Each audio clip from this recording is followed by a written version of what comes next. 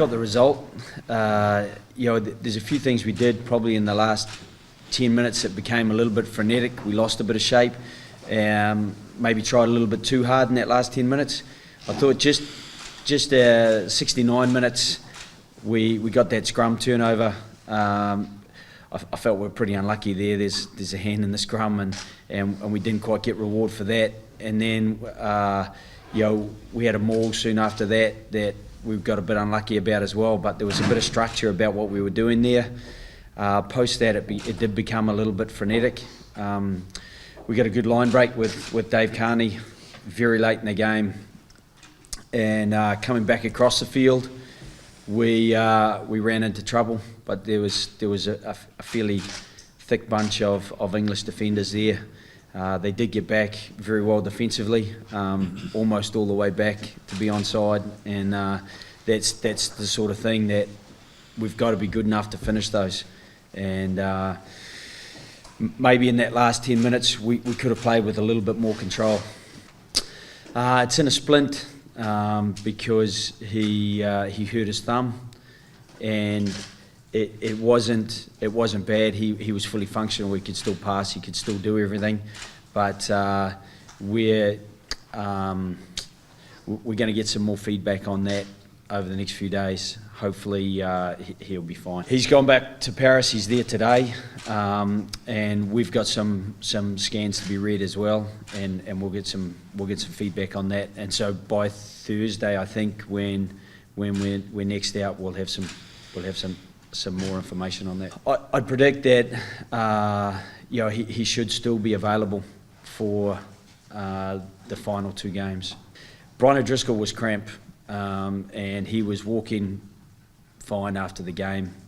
He trained yesterday individually, and he should train Wednesday and Thursday this week. So he's fine, and he actually hasn't had that much game time this year in total, so he's still pretty fresh. Peter O'Mahony has no respect for his body. He's had a fantastic series so far, and his hamstring, there's a little bit of blood, but there's no tear. So those things normally they clear up reasonably quickly. So it's a case of managing Pete this week so that he can train next week, I would think.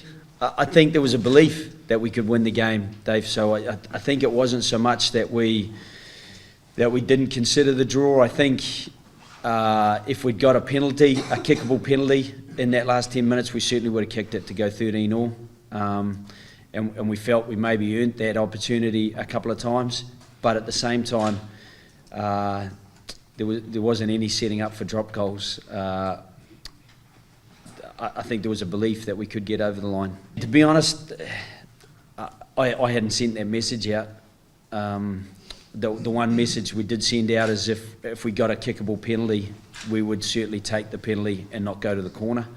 At the same time, if they'd made the other decision and gone for the corner because they believed they could get the drive, then it wouldn't have distressed me at all. We didn't really have too many opportunities 6 or 7 metres out from the try line to drive them over. In fact, I don't think we had one. So I would have certainly liked that opportunity. I think we would have been able to do that, but it just didn't come. So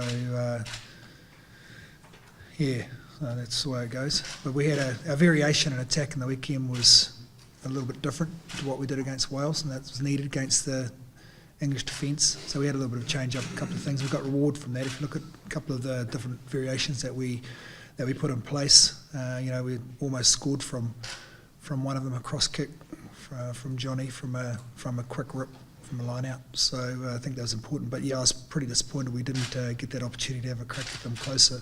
Yeah, I guess it depends what happens this week. If he's required to play by cast, then it's against cast. Sorry, then.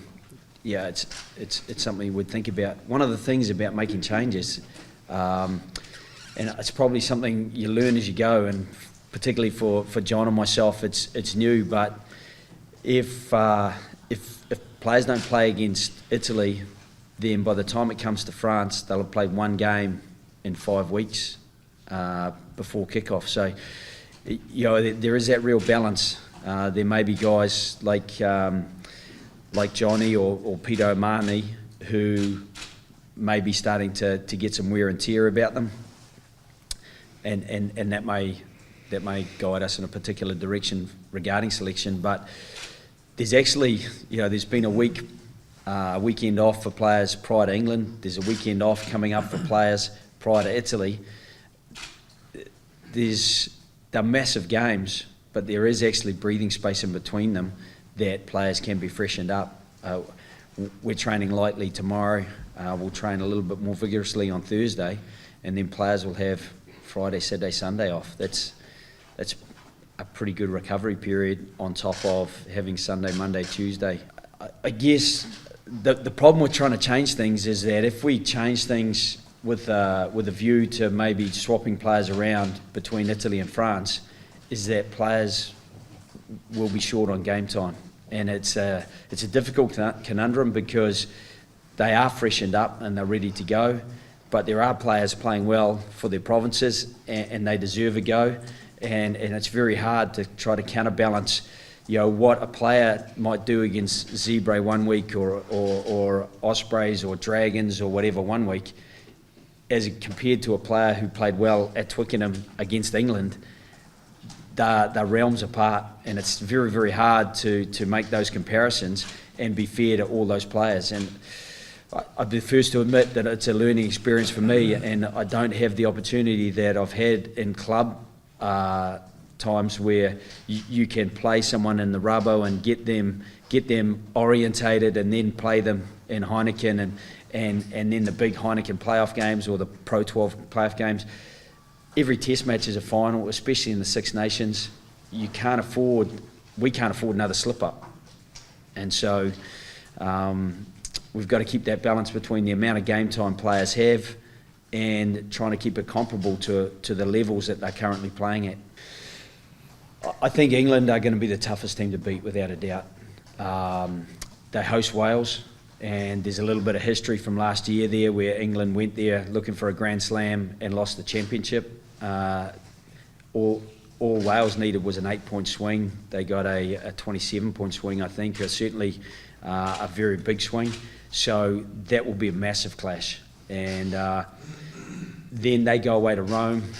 The conditions in Rome are pretty good, and they could be very, very hard to beat, and they could amass a few points there. We go away to France. That's going to be very, very difficult to win. It's going to be difficult enough to win at home against Italy. I think one of the problems for us is making sure that Italy is our full focus, and it will be over the next few days and then next week, because they'll have Rizzo coming back into their front row, who's a damaging scrummager. By the time you put in Gherardini and Castro Giovanni, that's a very experienced, very formidable front row. A couple of big lads with Galdanese and Furno in the second row, and then I think one of the world's best in Parise anchoring that scrum, and on either side you might see Mauro Bergamasco back, you might see Barbiero, Zani. I see he's signed for Cast next year. Those sort of players are very, very good players, and I don't want to go through their whole back line, but there's some very good guys in there as well. They've got a very capable kicking game. I think Luke McCain's long left foot from the back can put you back if you kick poorly to him. Across the board, I don't think we're going to get anything easy against Italy, and I think there's a real danger of expectation that we're going to try to put a 10 or 20 point margin or 30 point margin. We want to get a margin that gives us the 2 points first and foremost, and that will be tough enough against a team that were 9-3 down against France, but for a 10-minute period had a lot of the game against France.